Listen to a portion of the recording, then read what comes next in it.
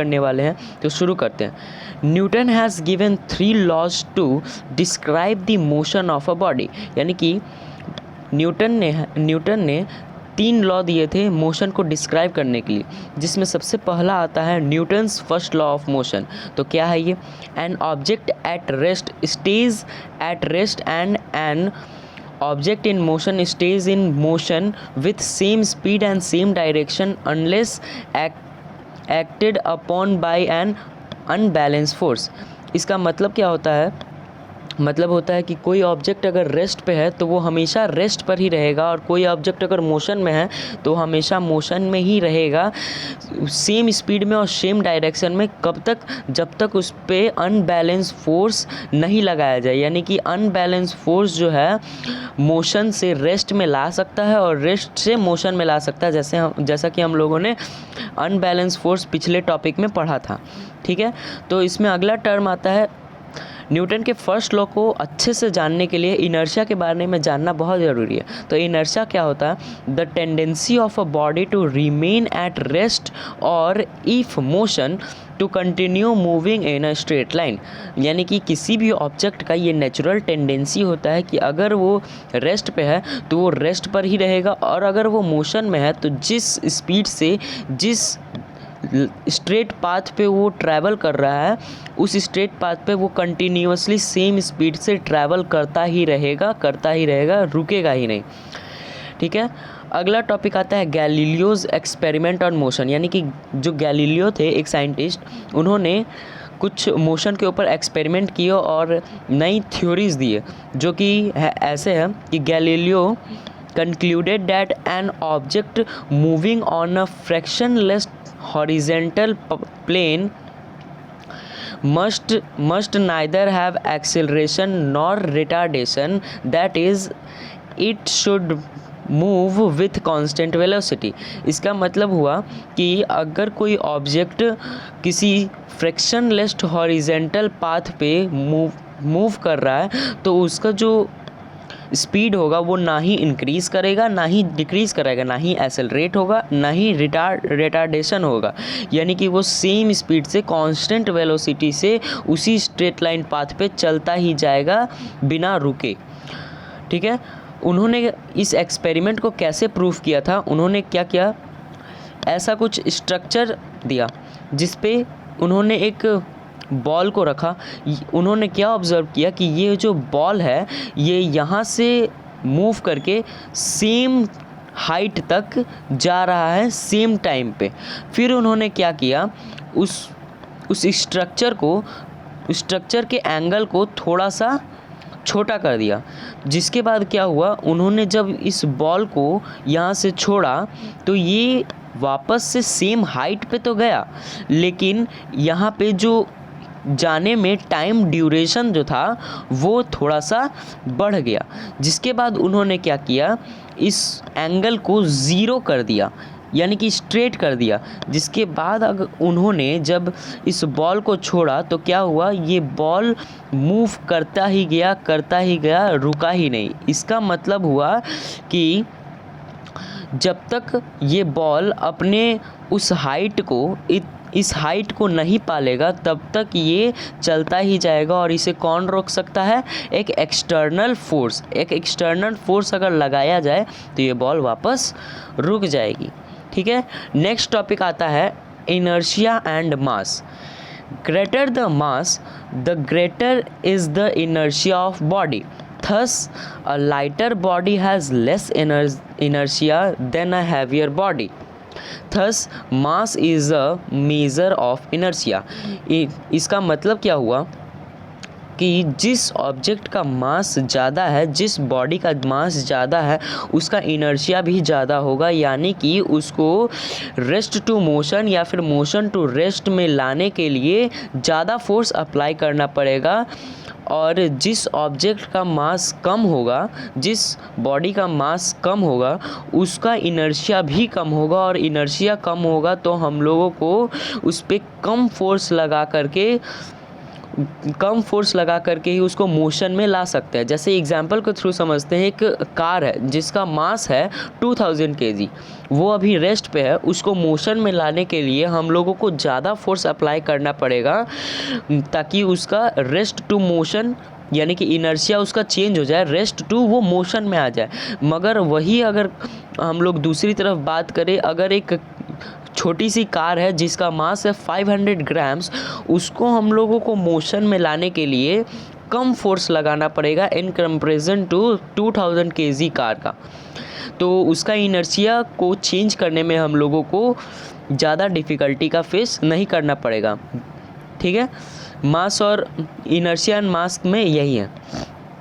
Next topic आता है types of inertia. Inertia के कितने टाइप्स होते हैं? तो इनर्शिया के दो टाइप होते हैं, इनर्शिया ऑफ रेस्ट और दूसरा है इनर्शिया ऑफ मोशन। तो दोनों को एक एक करके समझते हैं। पहला आता है inertia of rest. Inertia of rest क्या होता है? If a body is at rest it will remain at rest unless an external force is applied to change its state of rest. यानी कि कोई अगर ऑब्जेक्ट रेस्ट पे है तो वो हमेशा ही रेस्ट पे रहेगी जब तक कोई एक्सटर्नल फोर्स उसको उसके स्टेट को चेंज ना कर दे। तो कुछ थ्योरीज बनती है इसके एग्जांपल्स के तौर पर। वो क्या है? व्हेन अ ट्रेन, पहला है when a train suddenly starts moving forward the passengers standing in the compartment tend to fall backward. इसका मतलब हुआ कि जब कोई ट्रेन में जो लोग खड़े हैं, कंपार्टमेंट में जो लोग खड़े हैं, तो जब कोई ट्रेन सडनली स्टार्ट होती है, जब चलना शुरू करती है, तो वो जो लोग खड़े हैं, पैसेंजर्स जो खड़े हैं, वो थोड़े पीछे की ओर झुक जाते हैं। ऐसा क्यों होता है? तो एक्सप्लेन करता हूँ मैं। ऐसा इसलिए होता है क्योंकि जब कोई व्यक्ति अगर ट्रेन में खड़ा है, ट्रेन के सरफेस पर खड़ा है और ट्रेन रेस्ट पे है, तो ट्रेन के साथ साथ इस पर्सन की बॉडी भी रेस्ट पे ही होगी। मगर जब ट्रेन सडनली स्टार्ट होता है तो जो ये पर्सन है, इसका जो lower part of his body है, वो तुरंत ही मोशन, रेस्ट टू मोशन में आ जाता है। मगर जो इसका upper part of the body है वो इनर्शिया ऑफ रेस्ट के कारण रुकी हुई रहती है, जिसके कारण इसका पैर आगे की ओर चला जाता है और ये जो upper part of the body है ये इसी जगह पे रह जाता है, जिसके कारण ये पीछे की ओर झुक जाता है। अगर थ्योरी आपको लिखना है तो स्क्रीनशॉट ले सकते हैं। अगला थ्योरी पे आते हैं। अगला है when a hanging carpet is beaten with a stick the dust particle starts falling out of it. तो इसका मतलब है कि जब कोई कारपेट को हम लोग सीधा लटका कर उसके ऊपर स्टिक से मारते हैं तो क्या होता है? वो डस्ट पार्टिकल जितने भी होते हैं सारे के सारे उस कारपेट से बाहर आ जाते हैं। ऐसा क्यों होता है? तो समझते हैं। The reason is that the part of the carpet where the stick strikes comes in motion at once while the dust particles settled on its fur remain in position due to inertia of rest. Thus the part of the carpet moves ahead with the stick leaving behind the dust particles which fall down due to earth's pull। यानी कि हम लोग जब carpet को जब किसी stick से मारते हैं तो क्या होता है कि ये कारपेट सडनली मोशन में आ जाता है, लेकिन इसका जो डस्ट पार्टिकल्स है वो रेस्ट पर ही रहता है, जिसके कारण जो कारपेट है वो पीछे की ओर मूव कर जाता है और डस्ट पार्टिकल उसी जगह पर रह जाता है, जिसके कारण अर्थ की ग्रेविटी, और अर्थ भी उस पर ग्रेविटी लगा रही है, तो अर्थ के ग्रेविटी के कारण ये सारे डस्ट पार्टिकल्स नीचे की ओर आ जाते हैं।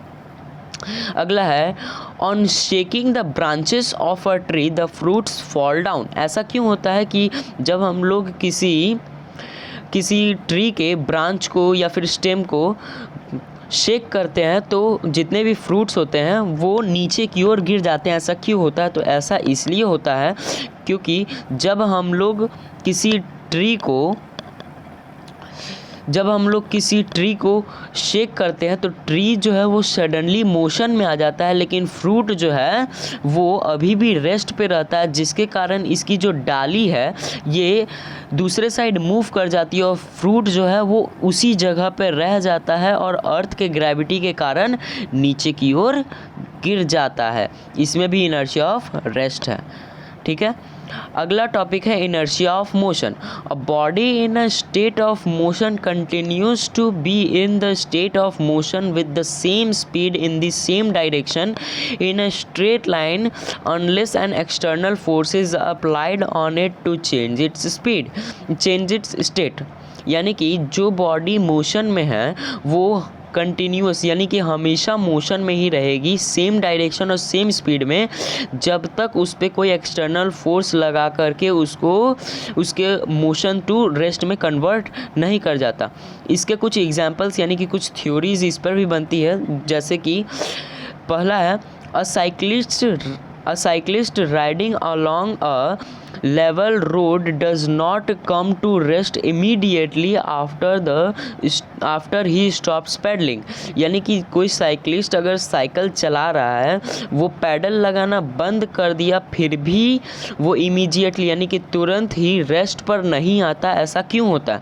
तो ऐसा इनर्शिया ऑफ मोशन के कारण होता है। ऐसा इसलिए होता है क्योंकि जो साइकिल है वो अभी कंटिन्यूसली मूव करते रहेगी, लेकिन वो फिर रुक क्यों जाती है? वो इसलिए रुक जाती है क्योंकि उस पर एक फ्रैक्शनल फोर्स लगने लगता है उस साइकिल के टायर्स पे, और ग्राउंड पे एक अलग फोर्स फ्रैक्शनल फोर्स लगने लगता है जो कि उसको रोकता है, धीरे धीरे करके उसके स्पीड को डिक्रीज़ करता है जब हम लोग पैडल नहीं चलाते हैं। ये होता है इनर्शिया ऑफ मोशन के कारण। नेक्स्ट है when a passenger jump out of a moving train he falls down. यानी कि कोई पैसेंजर अगर मूविंग ट्रेन से बाहर की ओर कूद जाता है तो वो गिर क्यों जाता है?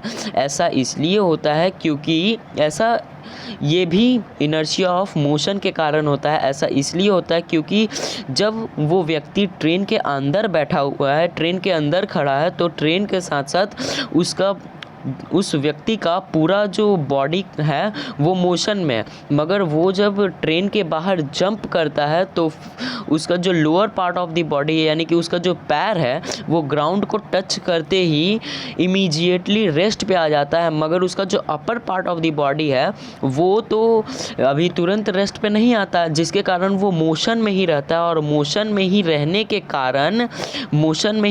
के कारण उसका जो पैर है वो तो रेस्ट पे आ गया, लेकिन इसका जो upper part of the body है ये तो अभी भी मोशन में है यानी कि ये आगे बढ़ेगा और ये रुक गया है, यानी कि ये आगे की ओर झुक जाता है, गिर जाता है। इसीलिए जो पैसेंजर्स होते हैं वो ट्रेन के बाहर जंप करते ही दौड़ना शुरू कर देते हैं ताकि वो मोशन को कंटिन्यूअस करे और धीरे धीरे अपने स्पीड को डिक्रीज़ करके सेफली रुक जाए। इसका स्क्रीनशॉट आप ले सकते हैं चाहे तो। नेक्स्ट है When a running car stops suddenly, the passengers tend to lane forward. यानी कि कोई भी जब कार जो कि चल रही है वो सडनली अगर रुक जाती है तो फिर जो अंदर में बैठे हुए पैसेंजर्स होते हैं, अंदर में जो पैसेंजर्स बैठे हुए हैं वो आगे की ओर झुक जाते हैं। ऐसा क्यों होता है? तो ऐसा होता है इनर्शिया ऑफ मोशन के कारण, क्योंकि जब कार चल रही होती है तो उसके अंदर बैठा हुआ व्यक्ति भी उस कार के साथ मोशन में है और जब फोर्स अप्लाई किया गया कार पे, ब्रेक तो एक फोर्स ही है, ब्रेक्स जब अप्लाई किया गया कार पे तो कार रुक गई, मगर हम पर तो कोई एक्सटर्नल फोर्स नहीं लगाया गया, यानी कि हम लोग अभी भी चलते ही रहेंगे जब तक हम पर भी कोई एक्सटर्नल फोर्स न लग जाए, जिसके कारण जब वो कार स्टॉप होती है तो हमारा जो lower part of the body, हमारा जो बॉडी का लोअर पार्ट है जो कि कार से चिपका हुआ है वो रेस्ट पे आ जाता है, लेकिन upper part of the body है वो अभी भी मोशन में रहता है, जिसके कारण वो आगे की ओर झुक जाता है। तो आज के इस वीडियो में इतना ही बस। अगले वीडियो में हम लोग न्यूटन के सेकंड लॉ के ऊपर डिस्कस करेंगे, और इसका भी अगर आपको स्क्रीनशॉट लेना है तो ले सकते हैं। सो थैंक यू, यहाँ तक आपने वॉच किया। और अगर आपको ये वीडियो पसंद आया तो लाइक करें, सब्सक्राइब करें। अगर पसंद नहीं आया तो डिसलाइक भी करें और कमेंट कर दे, मैं उसको सुधारने की कोशिश करूँगा। Thank you very much.